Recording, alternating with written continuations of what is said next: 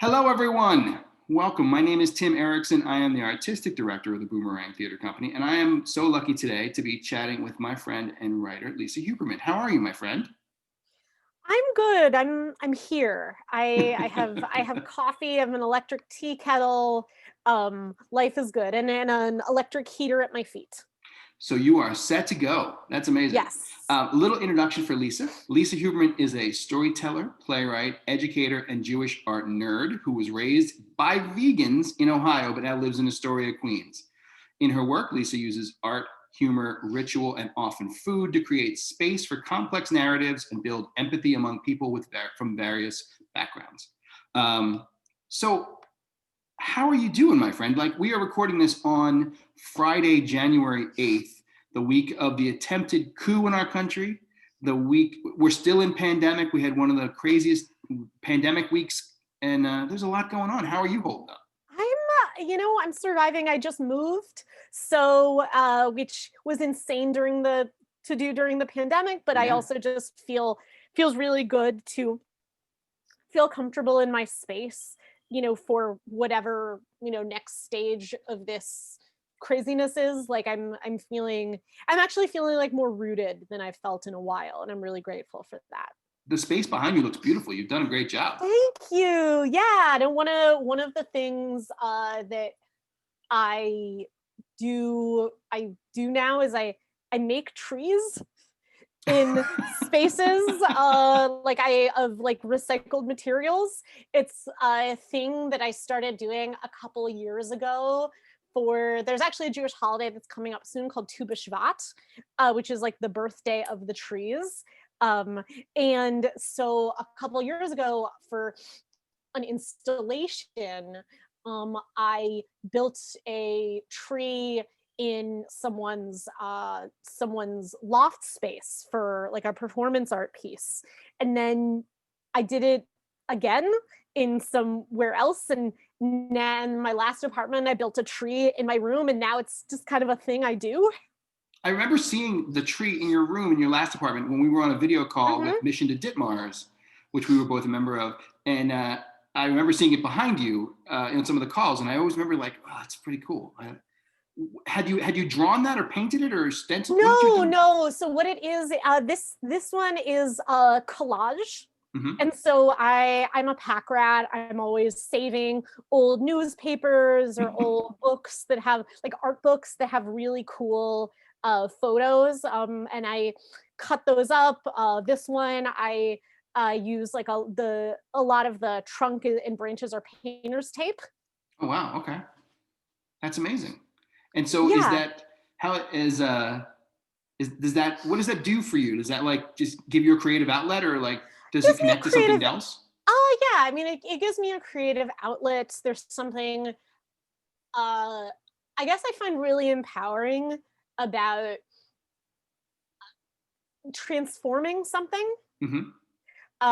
Sort of the Sondheim thing, like I made a hat where there never was a hat. Yeah, Like I made a tree where there wasn't a tree. yeah. It's funny. It's actually, I mean, I've always visual art's always been a part of my life, but it's Hmm. only been over the last couple of years where I've been able to kind of own my identity as a visual artist, because I kind of had it in my head that like, a visual artist has to be someone who can like do like life sketching like Yeah. completely accurately, and and all that stuff, whereas I've always just, the art that people have recognized has always been just a lot messier and a lot more improvisational, in that I Hmm. guess used to feel like cheating Yeah. in some sort of weird way. I was just like, no, you're supposed to be very methodical, you're supposed to be, you know exacting, and that's just not, never been who I am. And but now I'm well, I'm starting to own that part of myself, because I've also been meeting collaborators and communities who also appreciate and allow me to express that part of myself, and don't tell me like, oh, you're doing it wrong, or whatever. And so I think it's always about just even like from a distance way, like it's about community. It's about, you know, basically like having people to tell you that you're okay. Yeah. Yeah. It's interesting. And I think I see a lot of visual art in thinking about your writing and thinking about your work. It seems like there's a very visual element to a lot of things that you write. So that makes a lot of sense that that is something that fills you up and lights you up in a certain way when you're being creative that way. Yeah, Are you writing now? I am. I mean, I'm not really writing plays so much. I mean, there isn't theater. Right, right. No, but even before that, I guess I just was feeling there was a certain kind of impulse that was causing me to write for a long time. Mhm. Um, whereas I feel like I used to call my genre awkward intersectionality, where I like to use kind of humor to kind of explore these kind of issues of coexistence and diversity and people, you know, trying to connect across differences and failing awkwardly at it and making jokes about it. Um, but I guess over the last couple of years, like as I've gotten involved with like Jews for Racial and Economic Justice, and as I've also just followed issues like the controversy with American Dirt, like where this white woman was accused of like co-opting Mexican, you know, migrant narratives. I guess I started to feel like, am I maybe I'm not the one who should be telling these sorts of stories? Like, is it I just I don't know that these are my stories to tell, and so and I yeah, so I just I kind of I've been feeling for a while that I kind of need to rethink why I'm here and what's bringing me here and Mhm. what my process is.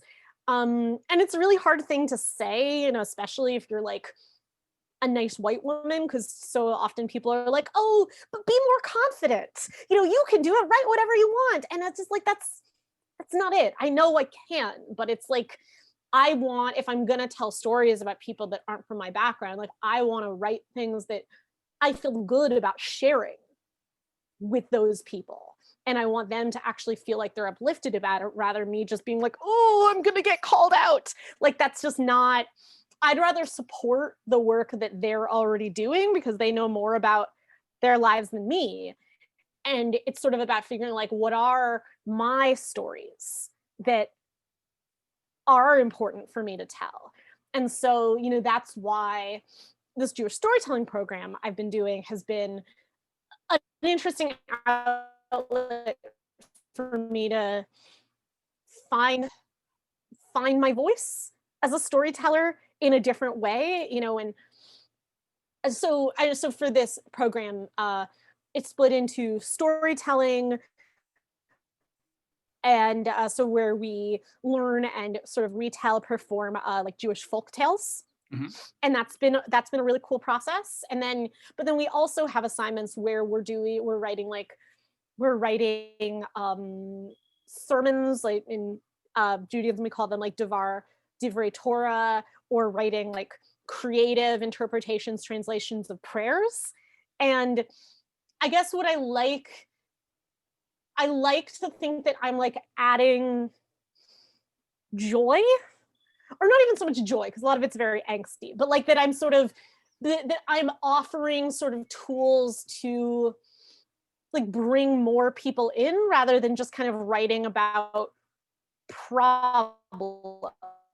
And Yeah. because I don't want to also only be talking to like, you know, my community members of color, you know, just be like, oh, can is this thing I wrote racist? You know, I'd rather, it's more richer when I'm connecting with people over like not just things that are problems, like that we can kind of all, I guess, be more solution based. Like I want to use my work to kind of just create connections among on different levels, if that makes sense. Yeah, it sounds like your effort is breaking down a lot of barriers, and or the effort is to break down and bring more people together towards spirituality or toward a story or toward a history or toward community that might feel put off by things that are overly stuffy or not related to, the modern day, or doesn't or speak to. didactic. Like, Yes. yeah, like I don't want to be didactic. And I felt like a lot of my work was very sort of, it's not that I'm not proud of it, but like I don't necessarily want to be just kind of like moralizing. Like I'd rather kind of, I guess, create a new container and a new Yeah. context. And that's, and being really excited by the work I'm consuming about people who are just, I guess, creating new paradigms of storytelling, connection, like what are, and I've always wanted to create work that's transporting. Mm-hmm. But I think partly it's also my journey, I guess, as a visual artist too, about just kind of being a lot more willing to kind of pull these creative threads and not know where they're going, as opposed to kind of writing these like social justice problem plays where it's like you set up this formula. Yeah. Yeah. And then you set up the mousetrap and then it falls in a certain way, as opposed to like, let's just start something and we'll see. And we'll honestly one of the most fulfilling things I've been doing since we started the Taurus cycle again in November is I've been making like memes for every Torah portion. That's I'm amazing. making like super like angsty, mostly like musical theater and Steven Universe related memes about so far it's been Genesis characters for just like the petty people that they are. And that for me, like that's the way I'd rather connect to different kinds of people, rather than be like, let me talk about a problem in society that, to be honest, I'm not really that informed about. Yeah. No, it's super smart. And so when you are writing or creating or trying to find a way to sort of communicate, are there things that you need sort of around you to sort of create a creative vibe for yourself to get you in the zone? Yeah, I mean, that's a little bit what I've been doing. Oh, I moved about 3 weeks ago, so that's kind of right now I've been kind of arranging my space, so I kind of have like beautiful things to look at, to touch. I've got my electric tea kettle that it's my best friend that I've had for a while. What I love about my new apartment, there's a big windowsill where I can have plants on the windowsill, and now like my desk faces the wind and I'm just looking at my plants. And that's that I really just love. I have a tea shelf that a former coworker from Trader Joe's made for me out of an old wooden wine box. Oh, wow. That's cool. Yeah. And I found like this pandemic having just things to do with my hands. And whether it's like making this tree, I'm one of the hipsters who got into sourdough. We did too. Yeah. Yeah, I'm not, mine doesn't have a name. I never named her. But so like sourdough, especially at the beginning of this, was a really good way to kind of break up the rhythm of my day. Because like, okay, it's like a half hour, I have to stretch and fold, and it like kind of forces you to get up. I also got into kombucha. Oh, wow. To that, I had to give away my SCOBY eventually. Kombucha, I mean, it worked, but kombucha takes over your life. We thought the sourdough took over our life for a little while. Kombucha's a little bit different though. Like it's because the thing is like every time you make, so like kombucha has like the SCOBY is sort of like the starter, but every time you brew it, it actually grows a brand new one under it. Oh, wow. And it's this thing that kind of looks like an organ. Like this looks like a squishy organ. Huh. But it got very unwieldy. There's definitely something very like Audrey 2 about it. But now my constant pandemic craft has been making face masks for myself out of like scrap fabric. Oh, wow. Okay. And I don't have a sewing machine, but I actually like hand sewing it. and just I have a little sewing kit by my bed, and it's sometimes even like while I'm on Zoom calls. I'm not doing it now, No, no one's accusing you. but All hands sometimes are while here. I'm on Yes. calls, I will be. All right. Do you find that you So are? yeah, and I also made. Yeah, go. Do you find that you're more creative in the nighttime, or do you write in the morning, or how do you? What's your rhythm I'm like? definitely a nighttime person. I'm definitely. I I always felt so bad when I would like hear people talk about their morning pages. Right. Like I just that always just made me feel like I'm just exhausted thinking about that. I'm definitely more of an afternoon night pages person. But it's funny, like it's hard for me to like wake up specifically to like write. But I mean, so I teach from home, but my other job is I work at Trader Joe's, and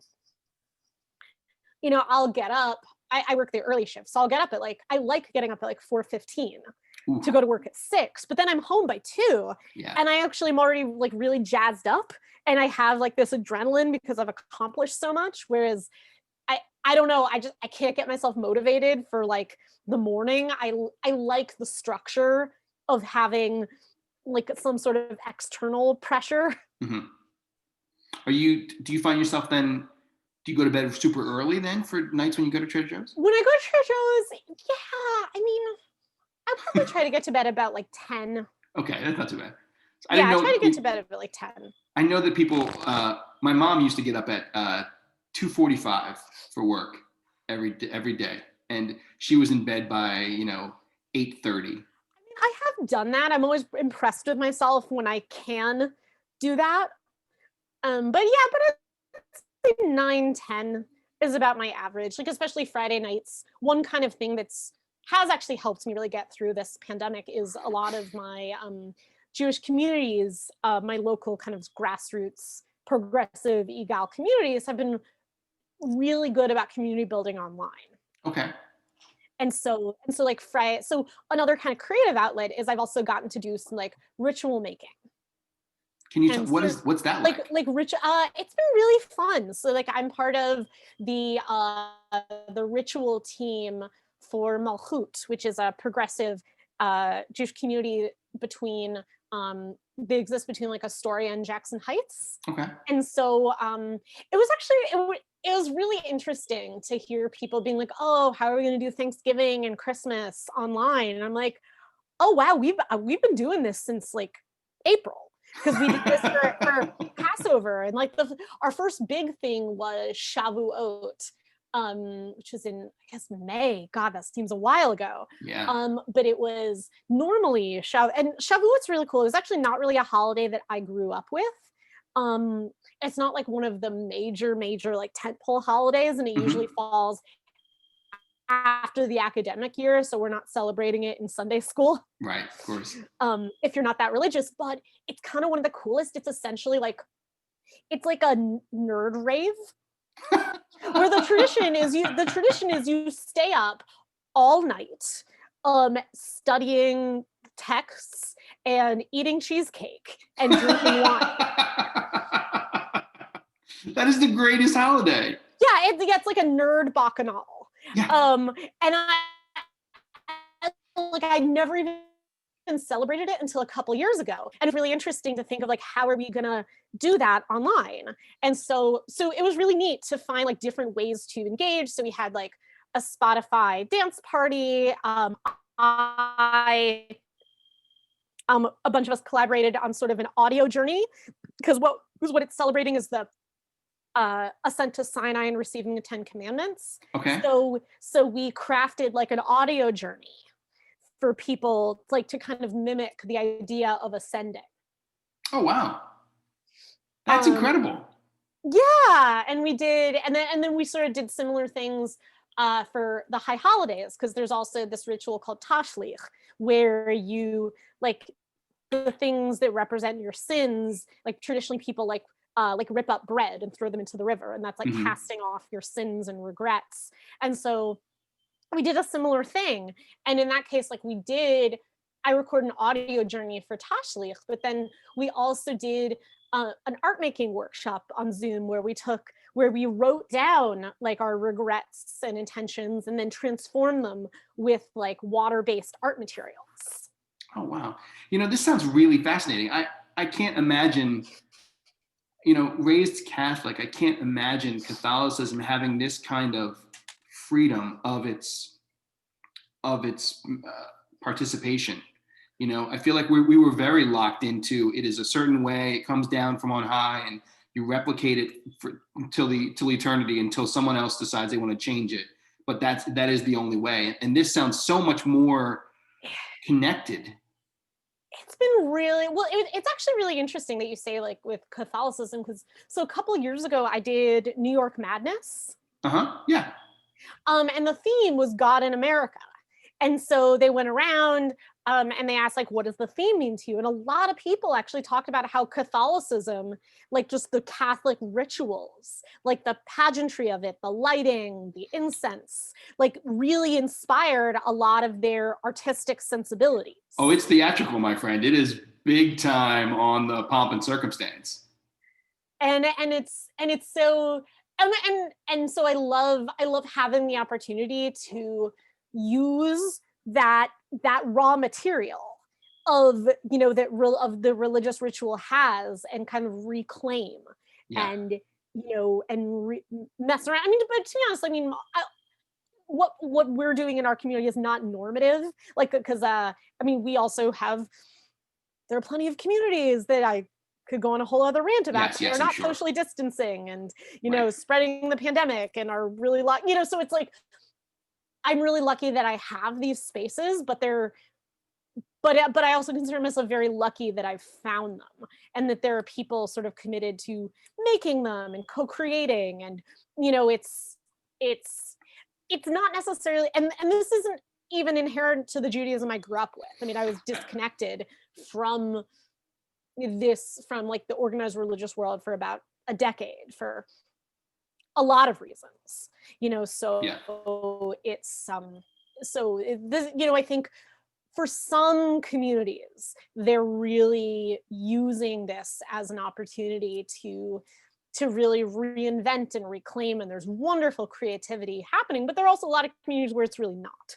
And I talk to a lot of my friends who do feel really disconnected because they can't experience it, what they think of as like real religion. Yeah. So, it's funny you mentioned that, and you mentioned the sort of ongoing situation we've had here in New York City with different neighborhoods not being all on the same page pandemic wise and things like that. And it makes me think of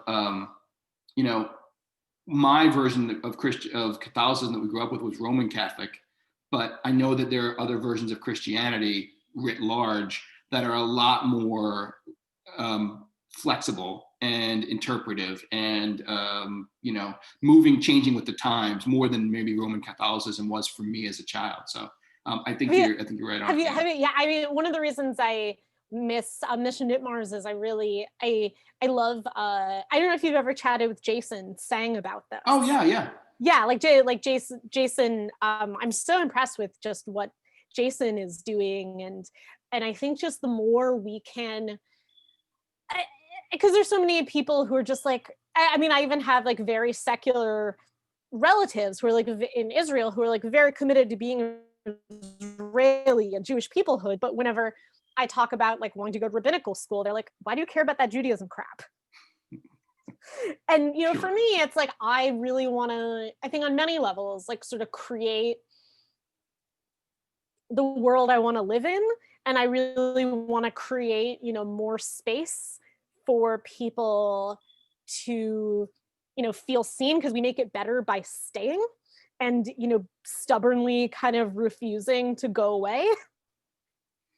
That's really interesting. It's I have personally thought different times in my, like the last 15 years, as my politics has emerged and been more vocal about and more of a present day in my life, that maybe the answer was always just leave, right? Like if it was going to get this bad, just go. We know that there are descendants behind us that left somewhere else to get here. And there's no crime in saying we're going to leave this for a better place. Yeah. But I think, what always comes back to it is this idea of stubborn, I'm not, unquitting, like don't leave till the job is done sort of situation, which I think is rooted somewhere in the back of my brain. Well, and not even just that, it's just like there are also people who can't leave for a lot of reasons. Privilege, yes. Whether we're talking about the US or even, when I think of religious communities, there are people who just feel trapped where they are. Mm-hmm. And so if I can, with my work, kind of create openings where people, can feel like where they don't have to feel as trapped where they are. Yeah. And I can give that. I mean, I often said, like, I have sort of similar feelings about theater. Where, I've been, it's weird. I feel like there's a difference between, like, I started doing community theater when I was like 11. And, so by the time I even got to college, I was like so jaded, had such like a chip on my shoulder. Sure, yeah. And so often I'm just like, why am I still doing this? But I also, like, I came from a theatrical family. I mean, in many ways, like, theater is as much of like my religion as Judaism, and I have just as much complicated feelings about it. But I also feel like, I don't know, if I leave somewhat, like, they'll win. Yeah. Oh my God, yeah. And I want to, like, prove to the people who, especially in my community theater, who like only ever prized musical theater, who, had a very like cis normative, not necessarily like heteronormative, because there were always like gay men. I don't necessarily know that there was like representation for women who, weren't a certain kind of femme. Right. And so, I think part of the reason I still make creative work, whether it's like Jewish work or, kind of theater work, is I want to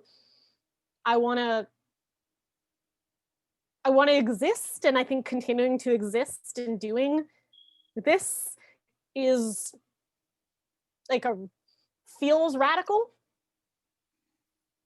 Yeah. It's funny, I think we always want to be seen and be of service in however that manifests itself, right? Yeah. Like, with the idea that ultimately from being seen and be of service, there is an acceptance and a return that comes from that, selfishly or unselfishly, whatever that might be, that you can add, that you are value added. And I mean, that's what was cool. Because when I was a kid, there weren't playwrights. There were maybe like two people who wrote plays, but they were also, directors, administrators. Like, playwriting wasn't a track. You were either an actor or a techie. Yeah. And I kind of and so I felt like I just spent most of my, honestly, the first like 15 years of my career in the theater, kind of feeling like I had to justify why I was there and like prove that I wasn't just taking up space. Yeah. And then when I kind of found out that there was a playwriting slot, that felt really good. Like, for the first time, I felt like, oh, I deserve to be here, and there are things that I can do that other people can't. Yeah. And I never felt, and I'd spent like 15 years not feeling that. I've sort of reached like a certain different kind of plateau with like playwriting itself.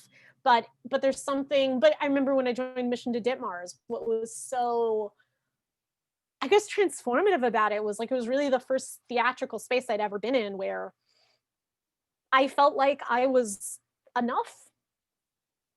And like my perspective was trusted, that I sort of wasn't coming in, people just trying to like fix me.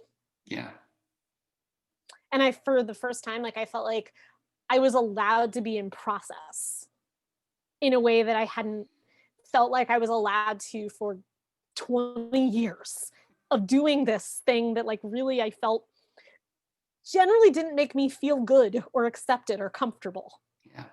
Isn't that amazing? I mean, I think it's a dedication to craft, but it's also a searching, and it's a journey, and it's a trying to get to a point where the pieces fit in some way and make some sort of sense. And it was also just kind of like, okay, there was something I was waiting for. There actually was. Like there was this intangible thing that did exist, that I wasn't just imagining it. And but that's also happening now in sort of the Jewish world, where like when I started to re-engage with that world about like 6 years ago, I was really insecure that I felt just really behind because I'd been just disconnected and alienated for a lot of just Israel-based reasons. And I was like, oh, why, like I used to be so much better at this stuff. And like now people who, are younger than me are just have so much more of a facility, and, will I only ever just be now like a fangirl to these organizations that I really think are cool. And I felt like I was just tagging along. And now with these communities I'm a part of here in Queens, like with Malkut and a couple other communities, like similar with Misha Ditmars, it's like, oh, there's actually a place that wants what I have to give. And I mean, even from like a theater nerd self, like I feel like all I ever wanted as like a middle school musical theater nerd was to like be the person who someone wanted to sing Light My Candle with. And I never was.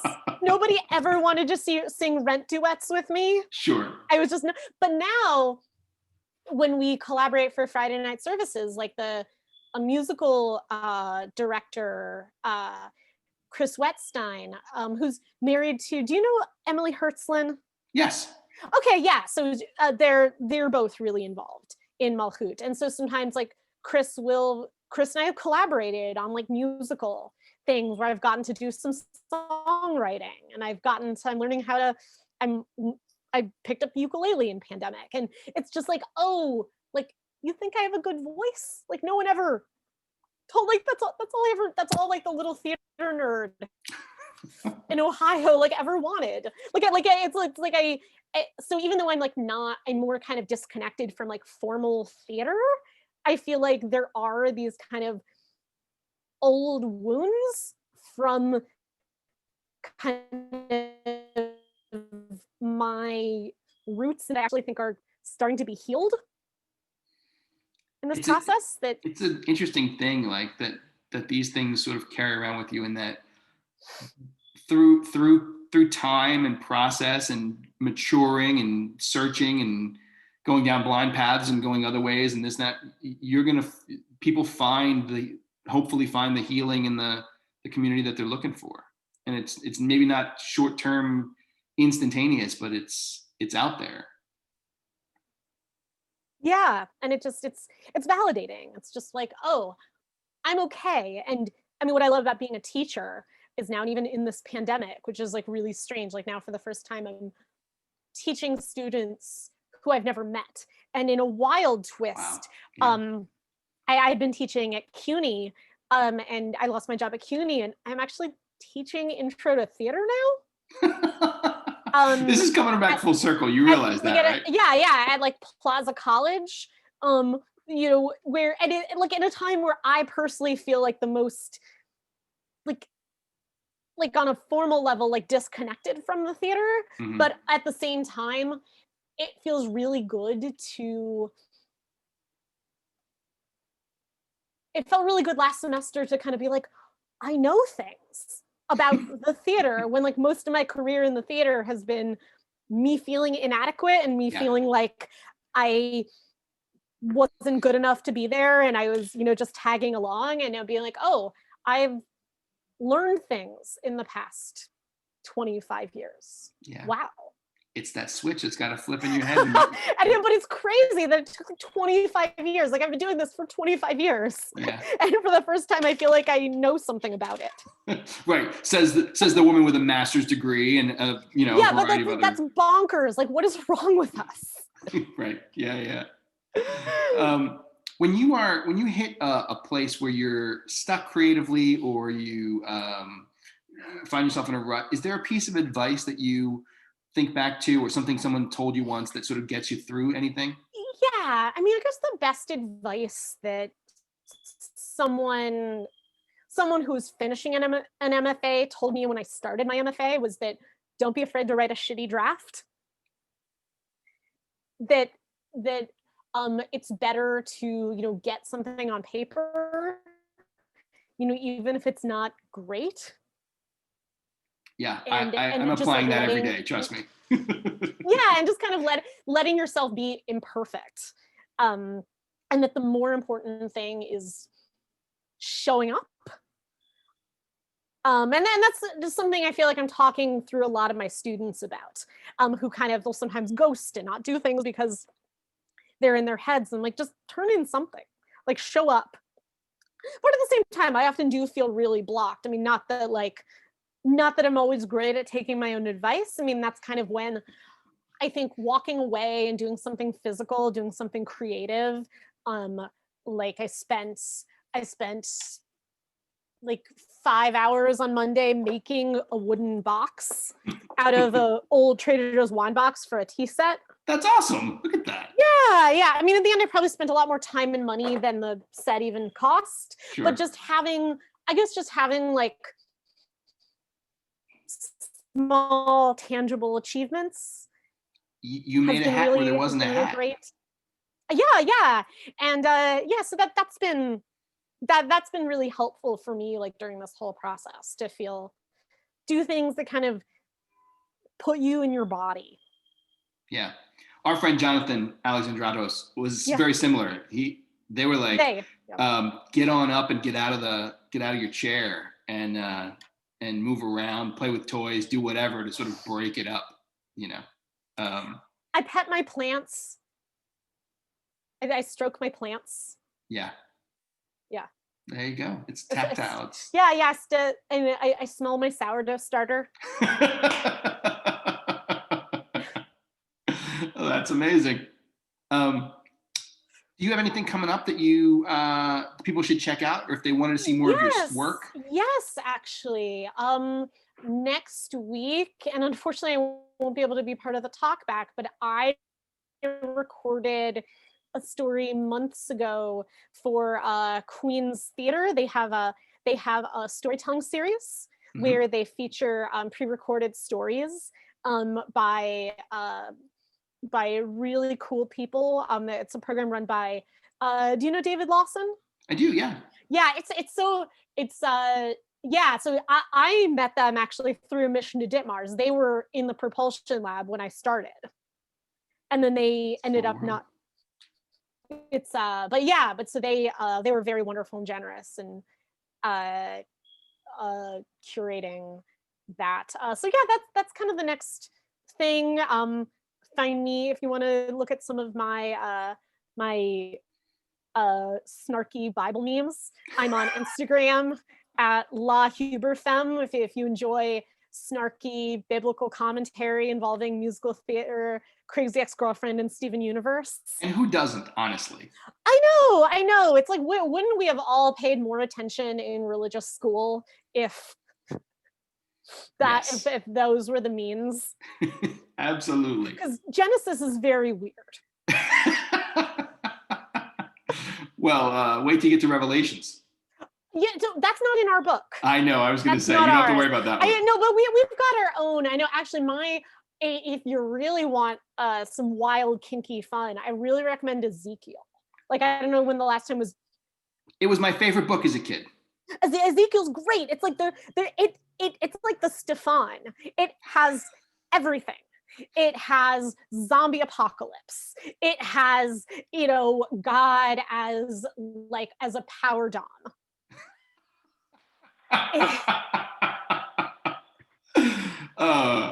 I think we're gonna have to leave it right there. I can't imagine you're gonna get better than that there. No. But so thank you so much for letting me chat. This was really great. I find it fascinating. I could talk to you for hours and hours, and I'm sure that we will over the years. But I find what you're doing super fascinating and super exciting, and so I'm I'm happy to hear I'm all about it. thank you. I'm excited to see where it all goes. I mean, where the world goes. Maybe I'm not Sure. excited about the world, but but it feels good to be able to kind of add something generative. Yeah. I don't want to say like positive because I think what is that, but to add something generative to Yeah. the world, to the mess. All right, my friend. Thank you. I Thank appreciate it. We'll see you you soon. and see you soon. Bye. Bye.